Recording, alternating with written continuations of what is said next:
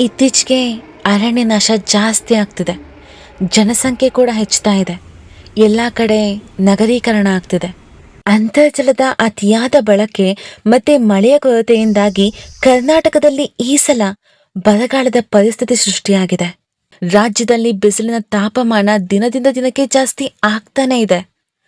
ಅದರಿಂದ ಸಾವಿನ ಸಂಖ್ಯೆಗಳು ಕೂಡ ಜಾಸ್ತಿ ಆಗ್ತಿದೆ. ರಾಜಧಾನಿ ಬೆಂಗಳೂರು ಸೇರಿದಂತೆ ರಾಜ್ಯದ ಬಹುತೇಕ ಪ್ರದೇಶಗಳಲ್ಲಿ ಕುಡಿಯೋ ನೀರಿನ ಸಮಸ್ಯೆ ಸೃಷ್ಟಿಯಾಗಿದೆ. ರಾಜ್ಯದ ಬಹುತೇಕ ಜಲಾಶಯಗಳಲ್ಲಿ, ಕೆರೆಗಳಲ್ಲಿ, ಬಾವಿಗಳಲ್ಲಿ ನೀರು ಬತ್ತಿ ಹೋಗಿದೆ. ಜನ ಜಾನುವಾರುಗಳಿಗೆ ಜೀವಜಲದ ಸಮಸ್ಯೆ ಉಂಟಾಗಿದೆ. ನೀರಿಲ್ಲದೆ ಇರೋದ್ರಿಂದ ಕೃಷಿಕರು ಕೂಡ ಸಂಕಷ್ಟಕ್ಕೆ ಸಿಲುಕಿದ್ದಾರೆ. ಮಳೆಗಾಗಿ ಆಕಾಶದ ಕಡೆ ನೋಡ್ತಿದ್ದಾರೆ. ಕುಡಿಯೋ ನೀರಿಗೋಸ್ಕರ ಜನರು ಕಿಲೋಮೀಟರ್ ಗಟ್ಟಲೆ ನಡ್ಕೊಂಡು ಹೋಗುವಂಥ ಪರಿಸ್ಥಿತಿ ಬಂದಿದೆ. ಇದನ್ನೆಲ್ಲ ನಾವು ತಕ್ಷಣಕ್ಕೆ ನಿಲ್ಲಿಸೋದಕ್ಕಾಗೋದಿಲ್ಲ. ಆದರೆ ನೀರನ್ನ ಮಿತವಾಗಿ ಬಳಸೋದನ್ನ ಕಲಿಬೇಕು. ಆದಷ್ಟು ನಮ್ಮ ಸುತ್ತಮುತ್ತ ಗಿಡ ಮರಗಳನ್ನು ಬೆಳೆಸಬೇಕು. ಅರಣ್ಯ ನಾಶ ಆಗದಿರೋ ಹಾಗೆ ನೋಡ್ಕೋಬೇಕು.